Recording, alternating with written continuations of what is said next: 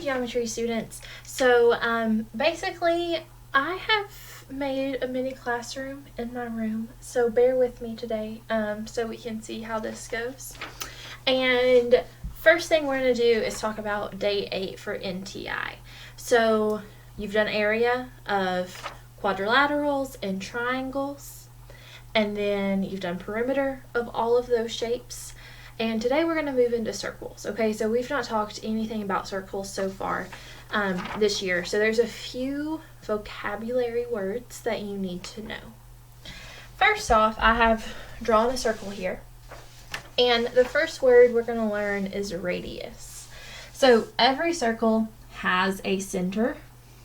Okay, has a center, and we're going to pretend this is a good drawing. And the radius is a line, it's a segment that goes from the center to the edge. Okay, and that radius is denoted, you're going to see that by the letter R. So anywhere you see the letter R, R stands for radius. Okay, and that just goes from the center of the circle to the side or to the edge. Okay. Then another word that's important is diameter. And diameter is a line that goes from side to side, okay? And it passes through the center. That's an important part, okay? So it has to go through the center, and that is your diameter, and it's labeled with a D.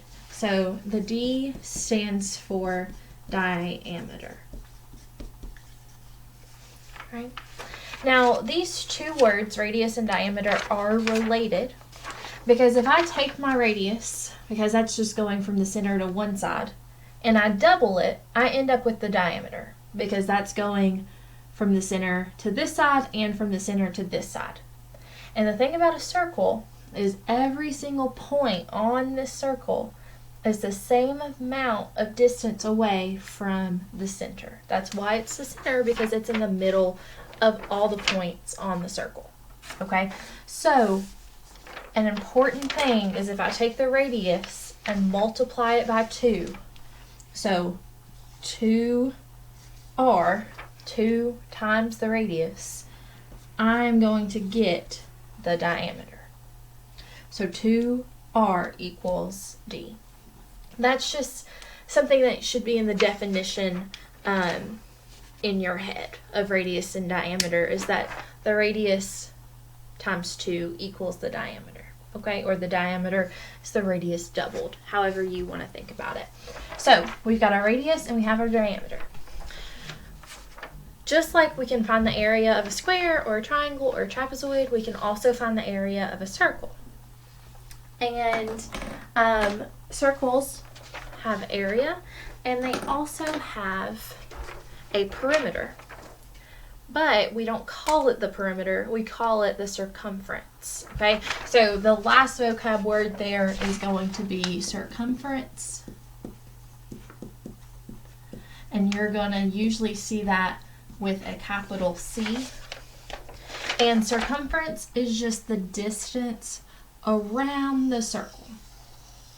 Okay, so if I were to take a string and wrap it around the circle and then measure how long that string was, that would be my circumference. So the 3 new words are radius, diameter, and circumference. Okay, so now let's go back to area. And in the formula for area and the formula for circumference, you have the number pi. Now, I'm sure you all have heard a little bit about pi before, but this is the symbol. Oh, and that's a bad marker. Hang on.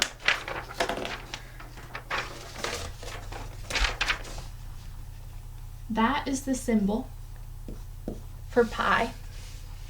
And pi, this isn't super important, but it's a constant, it's a mathematical constant, which what that means is that whenever mathematicians were studying circles, they figured out that every time you take the circumference of a circle and you divide it by the diameter, you get this pi. And it's a big long decimal that goes on forever, and it was the same every time. Okay, so every circle, whether it was a circle this big around or a circle this big around, whenever they took the circumference and divided it by the diameter, they always got the same number, and they named that number pi. Okay, so here it is.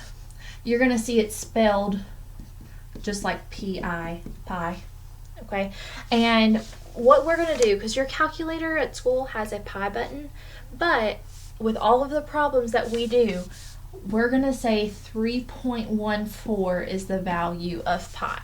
Okay, because I don't want you, it'll change how you round your answers if you use 3.14 or the calculator button. So we're going to just always use 3.14. Okay, so this symbol equals 3.14. It's always, that never changes. Pi is 3.14. Okay, so now that we know what all these parts are, let's talk formulas. So I'm going to write this over here. Okay, so the formula for the area of a circle, and I don't know where I want to put this, for the area of a circle is going to be pi r squared. Okay, so you do pi times the radius squared. Then the formula for circumference is pi times the diameter. So area has the radius, circumference has the diameter. Okay, and I am going to include a link to a song on YouTube, and I learned this song in the 6th grade, and it taught me the formula for the area and circumference of a circle, and I still sing it in my head sometimes, so I know it's effective. Yes, it's annoying, but it's effective, so check it out, because you need to have these formulas memorized. Okay, so let's do some practice problems. Yeah, and I'm just going to work down here, okay? So if I'm working through some of the examples on the worksheet that you're going to do, one problem is going to look like this. So in some of your problems, you're given a picture. Again, pretend it's a good circle. You're going to be given something on your picture, and then say that's 2 centimeters. Okay, and you want to know what's the area of this circle. First thing you have to do, did you get the radius or the diameter? Well, this is only halfway across, so this is the radius. In our area formula, we use the radius, so that's good. All the pieces line up. So I'm going to say the area of this circle is pi times r squared. Okay, I told you that pi is the same thing as 3.14 multiplied by 2 squared, because that was my radius squared. 2 squared is 4, so 3.14 times 4 is going to give me approximately 12.6, and then I'll include my units, centimeters squared. And the centimeters are squared because we're doing area. Okay, so there's example number 1. I used the area formula. I was given a radius, so I just plugged that r value in for r for my formula, and I multiplied it by the value of pi, which was 3.14. So there's that one. Now let's say that you still had to find the area. So I'm going to erase all this. I'll leave my circle. You had to find the area, but you were given this and told it had a length of 24. Okay? So, first off, is this radius or diameter? Well, it goes all the way across. So this is the diameter. And in our formula for area, we have the radius. So how do I go from the diameter to the radius? You gotta cut the diameter in half, right? Because this little piece would be a radius, and that's half of the whole thing. So to find the radius, I would do 24 divided by 2, and the radius is 12. Sorry, you can't see that because of the glare. But my radius is 12. So in my formula, I'm going to do 3.14 times 12 squared. And because it's pi times the radius squared. And that is going to give me 452.2 feet squared. Now, on the Google Forms, I know you all kind of figured this out after day 6. Don't include units. It just makes it hard for me to grade.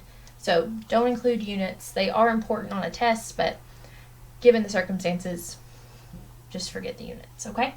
So if you're given the diameter and you need the radius, you cut it in half. That's what you do, okay? All right, now let's keep my circle, and now we've got to find the circumference instead of finding the area. Okay, so if I'm going to look, try to find the circumference, and let's say that I was given this image, and this was 14, and I wanted to find the circumference. Well, what is this? This is my diameter. It goes all the way across. In the circumference formula, it's pi times the diameter. So C equals pi d. That's how you're going to hear me say it a lot. It's just pi d or pi r squared for area. So we know that pi is 3.14. And this is pi times the diameter. That's what's happening. So 3.14 times 14, and my circumference is going to be 43 or approximately 44 centimeters, right? So all you did was 3.14 times the diameter to find the circumference. Okay. And then on the other hand, if I was given this image and told that was 10, and I needed to find the circumference, well, that's a radius. So if I need, based on my formula here, I need the diameter. So I told you the radius times 2 is going to give me that diameter, right? It's just going to be here and here. We'll make the whole thing. So the diameter equals 10 times 2, so the diameter equals 20. So you're going to do, for your circumference formula, 3.14 times 20, and you're going to get 62.8. Okay, so this is one of those scenarios. First off, my little sister just set the fire alarm off downstairs, so that's a good time. She was cooking, but whenever you're doing this, maybe look at the examples. I wrote some more notes on there, okay?